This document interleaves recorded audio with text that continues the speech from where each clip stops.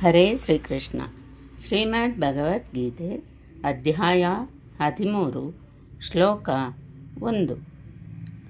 ಅರ್ಜುನ ಉವಾಚ ಪ್ರಕೃತಿಂ ಪುರುಷಂ ಚೈವ ಕ್ಷೇತ್ರಂ ಕ್ಷೇತ್ರಜ್ಞಮೇವ ಚ ಏತದ್ವೇದಿತುಮಿಚ್ಛಾಮಿ ಜ್ಞಾನಂ ಜ್ಞೇಯಂ ಚ ಕೇಶವ.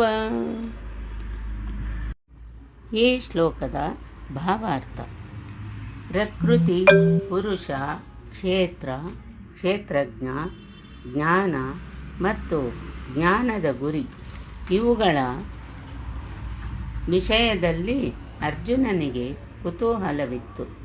ಇವನ್ನು ಕುರಿತು ಅವನು ಪ್ರಶ್ನಿಸಿದಾಗ ಈ ದೇಹಕ್ಕೆ ಕ್ಷೇತ್ರ ಎಂದು ಹೆಸರು, ಈ ದೇಹವನ್ನು ತಿಳಿದವನಿಗೆ ಕ್ಷೇತ್ರಜ್ಞ ಎಂದು ಹೆಸರು ಎಂದು ಕೃಷ್ಣನು ಹೇಳಿದ. ಬದ್ಧ ಆತ್ಮಕ್ಕೆ ಚಟುವಟಿಕೆಗಳ ಕ್ಷೇತ್ರವು ದೇಹ.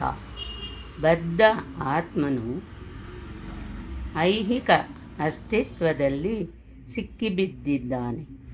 ಆತನು ಐಹಿಕ ಪ್ರಕೃತಿಯ ಮೇಲೆ ಯಜಮಾನಿಕೆ ನಡೆಸಲು ಎಷ್ಟರ ಮಟ್ಟಿಗೆ ಸಾಧ್ಯವಾದರೆ ಅಷ್ಟರ ಮಟ್ಟಿಗೆ ಚಟುವಟಿಕೆಯ ಕ್ಷೇತ್ರ ಆತನಿಗೆ ಲಭ್ಯವಾಗುತ್ತದೆ. ಈ ಕ್ಷೇತ್ರವು ದೇಹ. ದೇಹ ಎಂದರೇನು? ದೇಹವು ಇಂದ್ರಿಯಗಳಿಂದ ಆಗಿದೆ. ಬದ್ಧ ಆತ್ಮವು ಇಂದ್ರಿಯ ತೃಪ್ತಿಯನ್ನು ಬಯಸುತ್ತದೆ. ಒಂದಿಷ್ಟು ತೃಪ್ತಿಯನ್ನು ಪಡೆಯಲು ಶಕ್ತಿ ಇದ್ದ ಮಟ್ಟಿಗೆ ಆತನಿಗೆ ದೇಹವನ್ನು ಅಥವಾ ಚಟುವಟಿಕೆಗಳ ಕ್ಷೇತ್ರವನ್ನು ಕೊಡಲಾಗುತ್ತದೆ. ಆದುದರಿಂದ ದೇಹಕ್ಕೆ ಕ್ಷೇತ್ರ ಅಥವಾ ಬದ್ಧ ಆತ್ಮದ ಚಟುವಟಿಕೆಗಳಿಗೆ ಬಯಲು ಎಂದು ಹೆಸರು. ದೇಹದೊಂದಿಗೆ ತನ್ನನ್ನು ಗುರುತಿಸಿಕೊಳ್ಳುವವನನ್ನು ಕ್ಷೇತ್ರಜ್ಞ ಎಂದು ಕರೆಯುತ್ತಾರೆ.